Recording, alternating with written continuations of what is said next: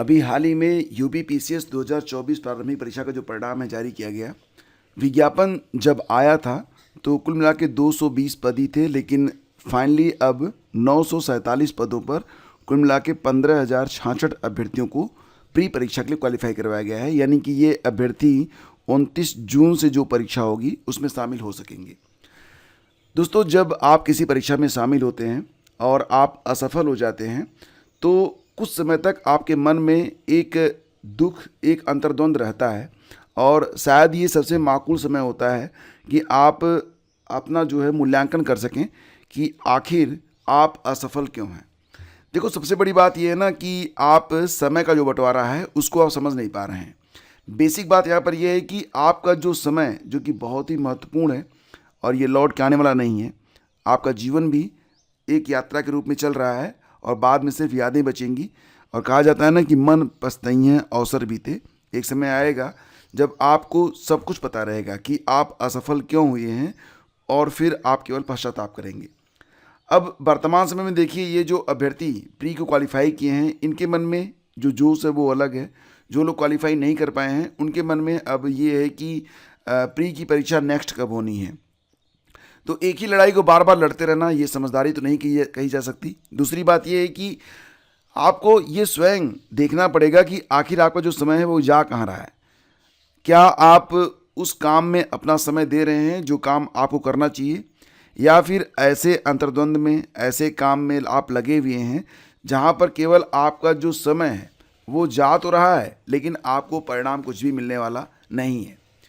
मैं विगत कई दिनों से देख रहा हूँ सोशल मीडिया पर, और अक्सर मैं देखता हूँ कि जो व्यर्थ के वीडियोज़ होते हैं, जैसे कि कोई नया मोबाइल फ़ोन लॉन्च होने वाला है और कोई अनावश्यक ही केवल कपड़ों के लिए स्क्रॉलिंग कर रहा है। अब फेवरेट जो टाइम पास हो गया लोगों का, वो किताबें नहीं है, वो बातचीत नहीं है। मैं देखता हूँ या तो सोशल मीडिया पर रहेंगे या फिर अमेज़न और फ्लिपकार्ट पर भी लोग अपना समय ना व्यतीत करते हैं। मतलब उनको शॉपिंग नहीं करनी है, बस देख रहे हैं कि क्या सस्ता है, क्या महंगा है, कितने में क्या मिल रहा है। मतलब एक तरीके से ये आपका केवल ना समय जा रहा है। आप रील देख रहे हैं, आप एंटरटेनमेंट कर रहे हैं, आप वेब सीरीज़ देख रहे हैं। एक बात आप स्वयं से ज़रूर पूछिएगा कि जो भी काम आप कर रहे हैं, जो रील्स आप देख रहे हैं, वो कितना भी इंटरेस्टिंग, कितना भी ज्ञानवर्धक क्यों ना हो, क्या इससे आपको आपके जीवन को डिज़ाइन करने में, एग्ज़ाम में क्या प्रश्न बनेंगे। आप मोटिवेट होने के लिए अगर कोई किताब पढ़ रहे हैं तो वो अच्छी बात है, इससे आपकी कार्यक्षमता बढ़ती है। लेकिन अगर आप कोई वेब सीरीज़ देख रहे हैं जिसमें बहुत ही हॉरर वेब सीरीज़ है, बहुत ही ख़तरनाक तरीके से कोई क्राइम किया गया है, उसको देख के आपको क्या फ़ायदा होने वाला है। आप ये बात ज़रूर समझें कि आपका जो समय है ये बहुमूल्य है, और आप कितना भी इंटरेस्टिंग, कितनी भी रुचिकर कहानी क्यों न देख रहे हों, अगर इससे आपकी ज़िंदगी में कोई फ़र्क नहीं पड़ता है, आप अपनी ज़िंदगी को डिज़ाइन नहीं कर पाते हैं, केवल एंटरटेनमेंट है, तो ये एंटरटेनमेंट ही आपका समय लेके जा रहा है और आपकी ज़िंदगी को बर्बाद कर रहा है। तो बेहतर ये होगा कि पहले की तरह हो जाइए। पहले क्या होता था, रविवार को ही लोग आधे घंटे का रामायण देखते थे, शाम को एक जो मूवी देखते थे, और वो सप्ताह भर ना उसके बारे में बात करते थे। मुझे तो नहीं लगता कि आजकल कोई नई मूवी देख पा रहा होगा। 30-30 सेकंड के जो रील हैं, आप उसे 1.5 घंटे मतलब चलाते हैं, 2-2 घंटे चलाते हैं। मैं तो देखता हूँ कुछ लोग इसलिए रील चलाते हैं ना कि क्योंकि उनका जो जीबी है बचा हुआ है, वो जीबी उनको ख़त्म करना है। खैर, अब आप समझदार हैं, समझ गए होंगे, सफलता किसी भी उम्र में बेहतर ही होती है। आपका जो आने वाला दिन है वो पहले से बेहतर रहे, ये और अच्छी बात है। आपको अगर अपना आने वाला समय और बेहतर बनाना है तो निश्चित रूप से मानिएगा, तुलसीदास जी ने तो बहुत पहले लिखा था कि कर्म प्रधान विश्व करी राखा, जो जस करहि सो तस फल चाखा।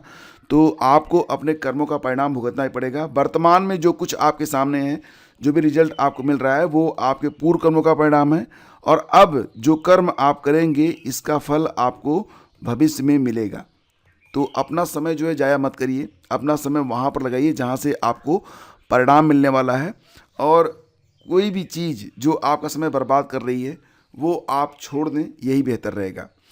आगे बढ़ते हैं, और आज के अखबारों में कुछ खबरें आई हुई हैं, जैसे कि शिक्षकों के 1,20,000 पद खाली, भर्ती के आसार नहीं।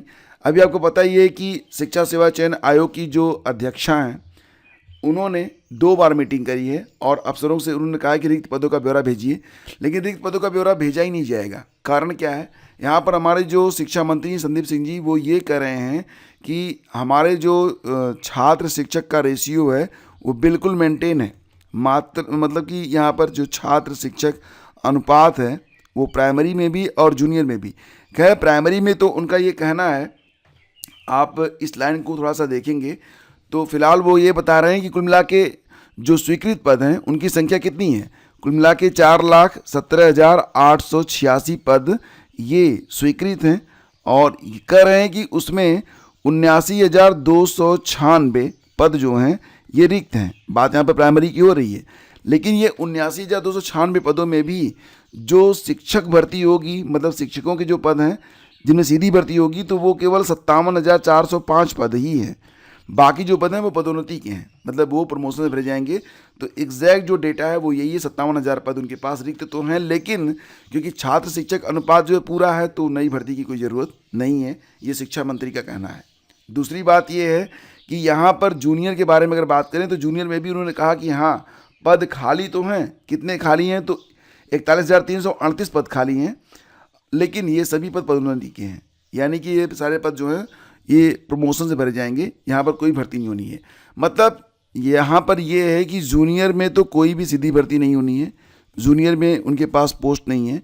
पीआरटी में पोस्ट है लेकिन भर्ती की ज़रूरत नहीं है। कुल मिला के देखा जाए तो 1,20,000 पद खाली हैं। अभी कल जो है एक बहुत बड़ा एक्स पर अभियान चलाया गया था प्रतियोगी छात्रों के द्वारा, और यहाँ पर जो छात्रों का आंकड़ा है वो ये है कि छात्र ये कह रहे हैं कि लगभग 1 लाख से अधिक पद हैं। ये बात तो बिल्कुल क्लियर है कि 1 लाख से अधिक पद हैं, लेकिन जब छात्र शिक्षक अनुपात को बराबर बताया जा रहा है तो फिर भर्ती होगी कैसे, ये मुद्दा यहाँ पर है। टीजीटी पीजीटी के लिए अगर देखा जाए तो बताया जा रहा है कि लगभग 34,500 ये छात्रों का कहना है, और जीआईसी और एलटी के लगभग 10,000 पद खाली हैं। तो एलटी में भी मैंने आपको बताया था लगभग 1,500 पद जीआईसी प्रवक्ता के हैं, बाकी लगभग 7,500 पद जो हैं वो एलटी ग्रेड के हैं। तो यहाँ पर जो आगामी भर्तियाँ हैं वो एलटी की आ सकती हैं, जीआईसी लेक्चरर की आ सकती हैं, टीजीटी की भी आ सकती हैं, पीजी की आ सकती है, क्योंकि यहाँ पर शिक्षकों के बारे में अभी जो रेशियो है वो उतना मेंटेन नहीं बताया जा रहा है। लेकिन पीआरटी में तो फिलहाल उम्मीद न के बराबर है। अभी मैंने आपको क्लियर भी किया था 2 दिन पहले, उसमें जब विधानसभा का जो सत्र था तो उसमें बेसिक शिक्षा मंत्री संदीप सिंह ने मंगलवार को विधायक किसनी ब्रजेश कठेरिया के प्रश्नों के लिए जो जवाब दिया था उसमें कहा था कि शिक्षक छात्र अनुपात जो है वो पूरा है। तो इस प्रकार की न्यूज़ निकल के आ रही है। फिलहाल आगामी वैकेंसी कौन सी आ सकती है, तो देखो सबसे पहले तो अभी चयन आयोग ने रिक्त पदों की संख्या को प्राप्त नहीं किया, यानी कि अभी तक अधियाचन ही नहीं मिला है, तो अभी तो कुछ क्लियर कहा नहीं जा सकता। एक बात तय है कि आने वाले समय में एलटी ग्रेड जैसे प्रवक्ता के लिए वैकेंसी आपको मध्य में, यानी कि 5वें-6ठे महीने में देखने को मिल सकती है। मई जून में आपको नया विज्ञापन देखने को मिल सकता है। टीजीटी पीजीटी के लिए भी आपको विज्ञापन देखने को मिल सकता है अगर अधियाचन प्राप्त हो जाता है तो ये सारी चीज़ें आज के अखबारों में ही हैं। मिला जुला कर आप ये समझ चलिए कि प्राइमरी के लिए अगर आप प्रयास कर रहे हैं तो आप थोड़ा सा अलग भी देख लीजिए, जैसे कि बिहार में भी 4थे चरण की जो भर्ती होने वाली है आप उधर भी देख सकते हैं, और उम्मीद है कि केवीएस की भी वैकेंसी जल्दी आ सकती है, क्योंकि केवीएस की जो प्रक्रिया है वो स्टार्ट कर दी गई है। लेकिन यूपी में तो संभावना अभी फ़िलहाल कम है। यहाँ पर छात्रों ने प्रयास तो किया है लेकिन कोई सार्थक अभी परिणाम आया नहीं है, और जो यहाँ पर ना संबंधित अधिकारी हैं उनका तो यही कहना है कि हमारे पास अभी वैकेंट सीट नहीं है या ज़रूरत नहीं है, ये बात कही जा रही है। खैर एक खबर और भी है कि बहुत सारे ऐसे लोग हैं जो लोग शिक्षण का कार्य कर रहे हैं, चाहे वो प्राइवेट स्कूल हो चाहे वो सरकारी स्कूल हो, उन्होंने अभी तक सीटीईटी परीक्षा को पास नहीं किया है। तो अब सीटीईटी इज़ मस्ट, बिना सीटीईटी के आप प्राइवेट में भी नहीं पढ़ा सकते हैं, ये बात ध्यान रखना। और जो लोग सीटीईटी की एलिजिबिलिटी धारित नहीं करते हैं, जैसे मान लेते हैं कि सीटीईटी के लिए अभी उनके पास एलिजिबिलिटी नहीं है, उन्होंने बीएड नहीं किया हुआ है या फिर डीएलएड नहीं किया हुआ है, तो उनको यहाँ पर समय दिया जाएगा। मतलब ये है कि हर हालत में अब सीटीईटी जो पास हैं केवल वही पढ़ा सकेंगे, बाकी जो नहीं पास हैं वो पढ़ा नहीं सकेंगे। तो बिना दक्षता परीक्षा यानी सीटीईटी दिए अरसे से निजी और सरकारी स्कूल में पढ़ा रहे देश भर के शिक्षकों के लिए अब सीटीईटी को पास करना मस्ट होगा। दिल्ली हाईकोर्ट ने अपने महत्वपूर्ण आदेश में कहा कि कोई भी शिक्षक इस परीक्षा को पास किए बगैर अपनी सेवा आगे बरकरार नहीं रख सकेगा। ये जो आदेश आया है ये एक जनहित याचिका पर आया है और यहाँ पर ये कहा जा रहा है कि मतलब डिग्री या डिप्लोमा अगर नहीं है तो इसके लिए दोबारा से डिप्लोमा करना होगा उन्हें, जिसके लिए उन्हें समय दिया जाएगा। डिग्री के बाद सीटीटी परीक्षा पास करनी पड़ेगी, इसके बाद ही वो पढ़ा सकेंगे।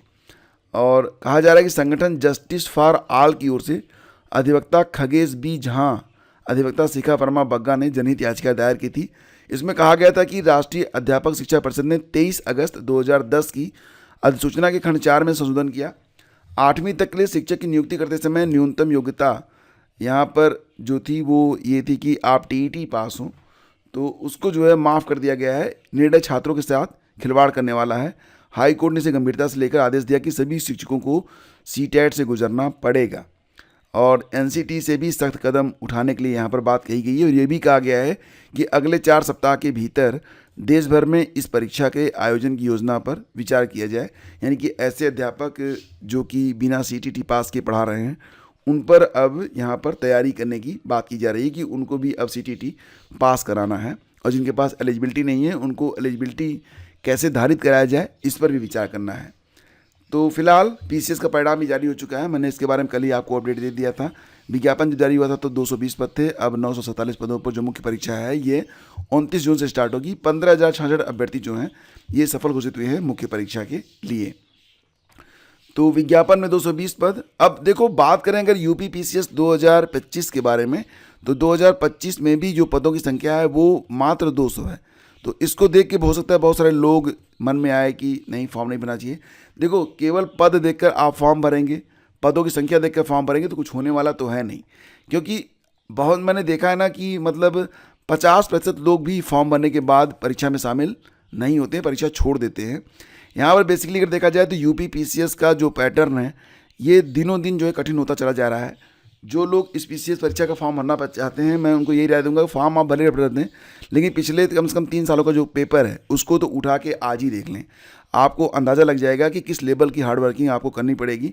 इसके बाद फॉर्म भरें, या फिर फॉर्म भरकर संख्या बढ़ाकर आप परीक्षा छोड़ देते हैं, इसका कोई बेनिफिट तो आपको मिलने वाला नहीं है और राम भरोसे कुछ होता नहीं है, क्योंकि सीटों की संख्या इतनी भी नहीं होती कि राम भरोसे आप परीक्षा को पास कर जाएंगे और पीसीएस अधिकारी बन जाएंगे, क्योंकि इस प्रकार की परीक्षा ये होती नहीं है।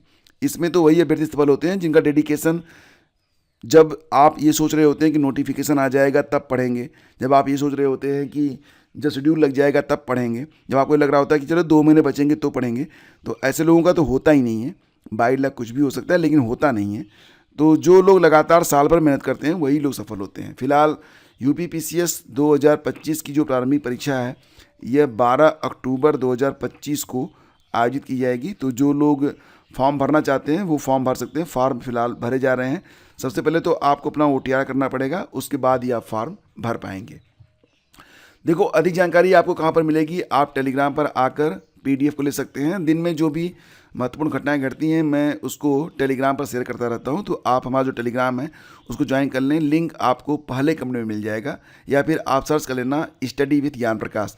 हमारी एक वेबसाइट भी है, कभी कभार यहाँ पर भी आप चले जाया करें। यहाँ पर आपको सारे करंट अफेयर देखने को मिल जाएंगे और PYQs भी, और ओनली GS मास्टर क्लास। ये जो चैनल मैंने बनाया था ये थियरी क्लास लिए बनाया था, लेकिन अब यहाँ पर छात्रों के लिए थियरी क्लास के साथ साथ उनकी जो निजी समस्याएं होती हैं वो भी डिस्कस की जाती हैं।